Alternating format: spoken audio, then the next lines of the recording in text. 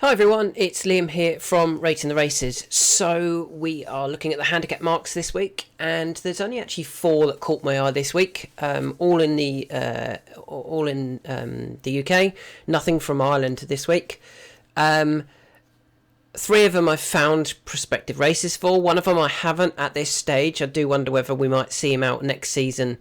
Obviously, the National Hunt season is just starting to come towards the end. But I definitely want to see the horse that I'm going to mention in a different type of race next season. So let's go through those that caught my eye. Starting off with Risk in the Ground, who ran for Dan Skelton and Harry Skelton at Newbury. And it was probably his first good run in a while. So since November, he has been beaten 33 lengths, 23 lengths, 49 lengths and 22 lengths in his 4 runs, November, February and March. Finally, having dropped from a mark of 134 down to 128, he ran a decent race. Finishing 5th, beaten 5.5 lengths. However, I'm not totally sure what I thought of the ride. He was given a lot to do by Harry Skelton. Considering the horse had been over 3 mile, to then hold him up so much, and it just looked a bit of a strange ride. He gave him so much to do, and even with about, in between the second last and the last, he wasn't particularly gaining, but he hadn't been asked for any sort of effort whatsoever. And then he sprinted home, not beaten that far in the end, only got beat 5.5 lengths. If Harry had gone for him a bit earlier, could he have got closer? Yeah, probably. But maybe I kind of feel that wasn't the plan. That wasn't the race they were after. Although it had decent prize money of 20 grand, I feel that they might have been looking at something else down the line. And that race, surely, is this Hill House Quarry Handicap Steeplechase at Ayr. He dropped £1 for his effort when finishing 5th from 128 to 127. Well, that now takes him back down to his last winning mark. He won at Bangor in September 2024, went off the 2-1 favourite that day, won off a mark of 127, won by 2 lengths, but won it quite cosily in the end. This is clearly, therefore, the right sort of mark for him. He's back down to that 127, as I said. And if he goes to Ayr, I'd like to think that he would run a really big race here. 2.5 is fine, which he gets. Where is it? It's this one here, 2.5. He's obviously back down to a winning mark. Dan Skelton also has a decent record in this race. He sent a winner to it a few years ago. Back in 2022, he was a next second in 2021. He won it with Beakstown, didn't he, in 2022? And then last year he had Heltenham going quite well still, when falling 4 out, I think it was.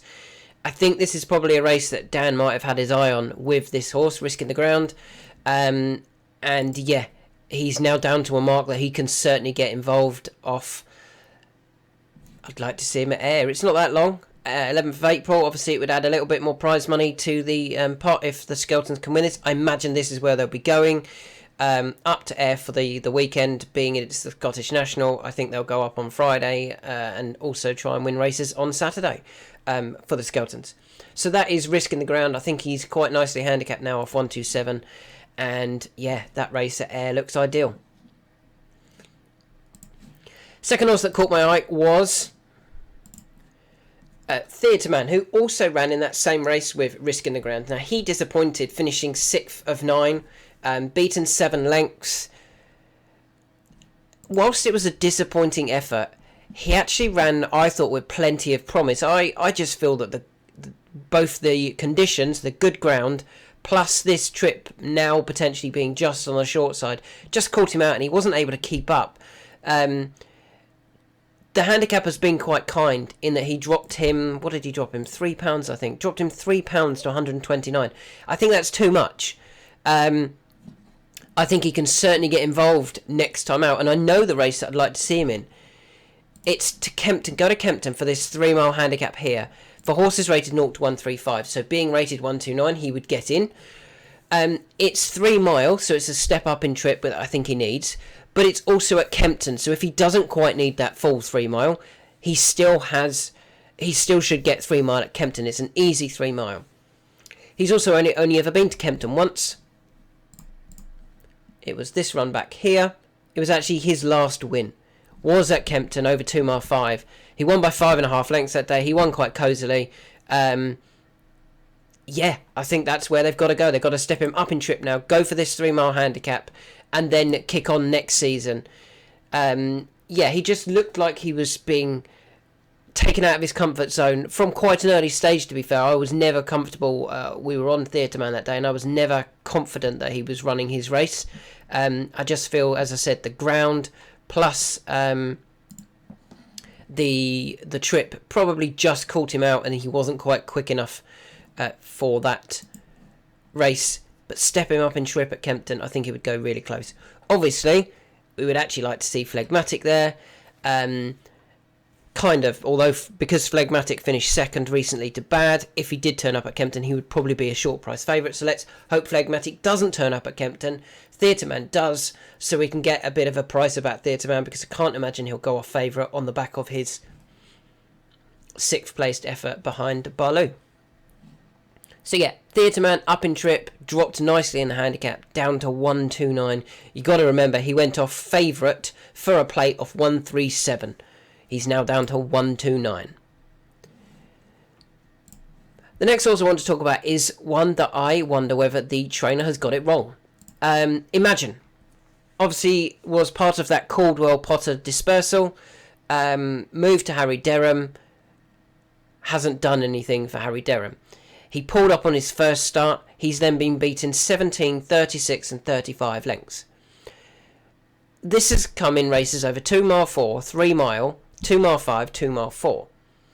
I want to suggest that he's running over the wrong trip.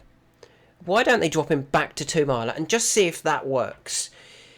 The reason I say that is look at his 2 mile form and then look at his 2 mile, 2 mile 2 and further form. So 2 mile form, he's got first, second,